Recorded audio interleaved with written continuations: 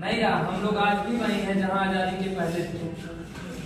संविधान को लागू होने से पहले हमारी जो आर्थिक स्थिति थी आज उससे भी बदतर हो गई, क्योंकि उस समय में महंगाई नहीं थी। आज कितनी ज्यादा महंगाई। हम लोग अपने बच्चों को कॉन्वेंट स्कूलों में कैसे पढ़ाएं, और सरकारी स्कूलों की आप लोग कंडीशन अच्छी तरह से जान रहे हैं। पूरे उत्तर प्रदेश में 2, 4, 10 विद्यालय को छोड़कर किसी भी सरकारी विद्यालय में पढ़ाई नहीं होती। टीचर आएंगे अपनी ड्यूटी कर चले जाएंगे, क्योंकि उनको भी सरकार इतना ओवरलोड दे रही है, दुनिया भर का काम उनसे ले रही है। तो कहां से बच्चों को पढ़ा पाएंगे? वो रजिस्टर मेंटेन कर ले, वही बड़ी बात है। तो शिक्षा को प्रभावित किया जा रहा है षड्यंत्र करके। और इस समय देश में 2 प्रकार की शिक्षा चल रही है, लेकिन हम लोग उस पर ध्यान नहीं दे रहे हैं। हमारे देश में 2 प्रकार की शिक्षा है, गरीबों के लिए अलग है, अमीरों के लिए अलग है। हमारे देश में जो चिकित्सा सुविधा है, इलाज की जो व्यवस्था है, वो भी गरीबों के लिए अलग है, अमीरों के लिए अलग है। गरीब जो है मामूली सी बीमारी में मर जाता है, लेकिन अमीर आदमी गंभीर से गंभीर बीमारी में भी वेंटिलेटर पे जीता रहता है। हमारे लोगों के पास दवा इलाज कराने का भी पैसा नहीं है। शिक्षा और चिकित्सा यही दोनों सबसे इम्पोर्टेंट चीजें हैं, और यही दोनों चीजों से हमारे समाज को नष्ट किया जा रहा है। हमारे समाज की शिक्षा छीनी जा रही है, और हमारे लोग इलाज के अभाव में, दवा के अभाव में मर रहे हैं, क्योंकि किसी के पास पैसा नहीं है। हमारा पूरा समाज मजदूर है, एक तरफ से आते हैं।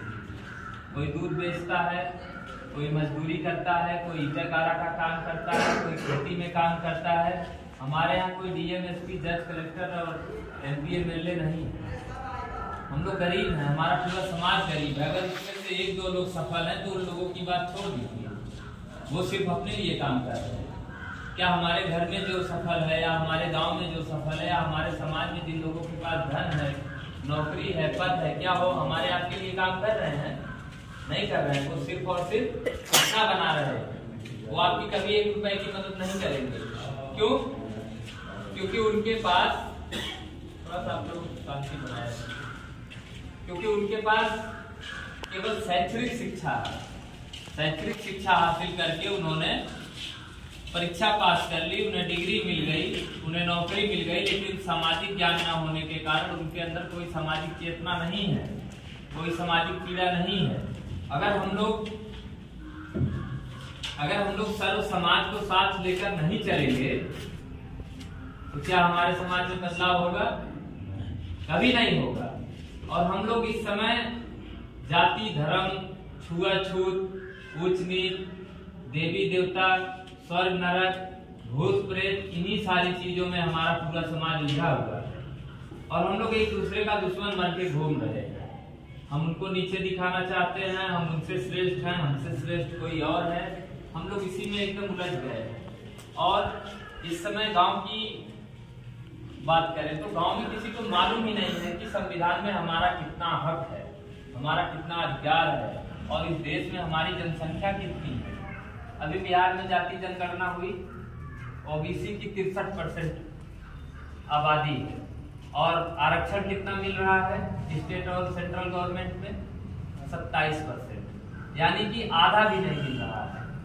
तो हम आधा अधूरा हक अधिकार ले रहे हैं, और उसमें भी सेध मारी है। हमें जो 27% मिल रहा है ओबीसी को, उसमें भी सेध हो रही है, उसमें भी हमारे हक को मारा जा रहा है। एक तो हमें आधा अधिकार मिला है, और उसमें भी हमारे साथ घात किया जा रहा है। लेकिन हमारे लोगों को इससे कोई लेना देना नहीं। अभी वो जाति धर्म के भेदभाव में पड़े हुए हैं, छुआछूत के भेदभाव में पड़े हुए हैं, उच्च नीच के भेदभाव में पड़े हुए हैं। अभी बहुत से ऐसे घर हैं हमारे समाज में, अभी जहाँ पे अभी भूत भी आते हैं, देवी देवता भी आते हैं, सब आते हैं। हम लोग संविधान की कीमत इसलिए नहीं समझ पा रहे, क्योंकि संविधान बनाने के लिए, संविधान लिखने के लिए, संविधान लागू करवाने के लिए हम लोगों ने अपने जीवन से कुछ योगदान नहीं दिया है। इसलिए हम लोग उसे जो है अन्यथा ले रहे हैं, उसकी कीमत नहीं समझ रहे। और यहाँ उपस्थित जितने भी साथी हैं, बुजुर्ग चाचा लोग हैं, किसी ने भी आजादी की लड़ाई नहीं लड़ी है। और हमारे समाज में अब वो जिंदा भी नहीं रहे जो स्वतंत्रता सेनानी रहे हैं या जिन्होंने आजादी की लड़ाई लड़ी, वो अब जिंदा भी नहीं रहे। तो हमारे इस समय का जो समाज है उसने आजादी की लड़ाई भी नहीं लड़ी है, उसे आजादी भी फ्री में मिली है और वो अपनी आजादी की कीमत को नहीं समझ पा रहा है। एक दिन ऐसा आएगा कि वो अपनी आजादी खो देगा, आजादी छीन ली जाएगी। तैयारियां हो रही है, संविधान बदलने की बात पूरे देश में चल रही है। अभी इसके पहले